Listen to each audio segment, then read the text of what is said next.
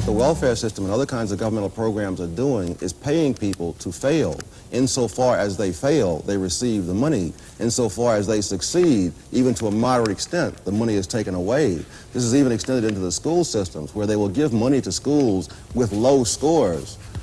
Insofar as the school improves its education, the money is taken away, so that you are subsidizing people to fail in their own private lives and become more dependent upon the handouts. We have expectations built in today about the quality of life, the quality of job, the level of income for which one expects in return. Why? Because we look at the level around us that it takes us to have a fairly decent level. No, that's not why. I may have all sorts of expectations. The question is, what can I do? If someone else is subsidizing my expectations will be far higher. Insofar as the Center for Advanced Study was subsidizing my expectations a few years ago, I refused to work at UCLA for the normal full professor's salary. Why should I, when I can get the same money for being at the Center for Advanced Study with no hours, no duties, and no classes? Cut off welfare tomorrow. What will they do? What will be their immediate response? At what price to their small children and to their middle-aged children? Yes, they'll get a job. In fact, the statistics show that women, in fact, are the most successful through the employment program. But what has to supplement that, typically, is the provision of some kind of daycare arrangement.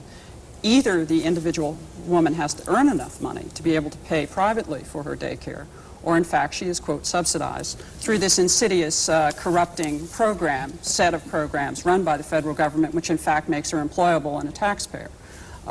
It's an interesting notion of trying to get people in a productive mode. Tom Sowell. It's incredible the way you start the story in the middle, as if there's a predestined amount of poverty, a predestined amount of unemployment, and that the welfare system is not itself in any way responsible for that. There is a predestined 20% of the bottom half of the population. I have never, that's always been true. There's going to be 20% at the bottom. With you. It's also true that 20% of the bottom population doesn't have to be living on the government and ruled by the government. You mentioned, for example, a female-headed household. Many of those, in addition to the grown woman who has all the kids, are teenage pregnancies. There's not a predestined amount of teenage pregnancy. I grew up in an era when people, and particularly blacks, were a lot poorer than today, faced a lot more discrimination than today, and in which the teenage pregnancy rate was a lot lower than today. I don't believe there is a predestined amount of teenage pregnancy, a predestined amount of husband desertion.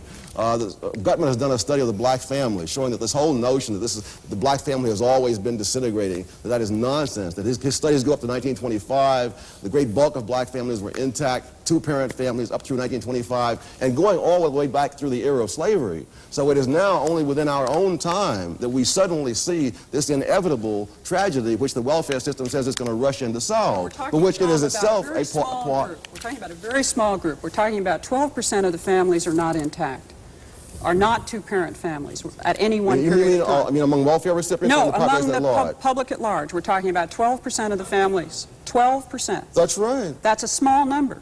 But none of those on welfare. We're still talking about a significant component of the bottom 20% that are the bottom 20%. Whether they are above the poverty line or below the poverty line, they are still the bottom 20%. And the issue is, what is the responsibility of the other 80%, if any, toward those individuals? Does your program plan to eliminate there being a bottom 20%? No, but it intends to raise the bottom 20%. So you're raising them by having more illegitimacy, more unemployment. I'm not making them have illegitimate children. I hope that's clear. I think, you don't have to do that. You simply subsidize them.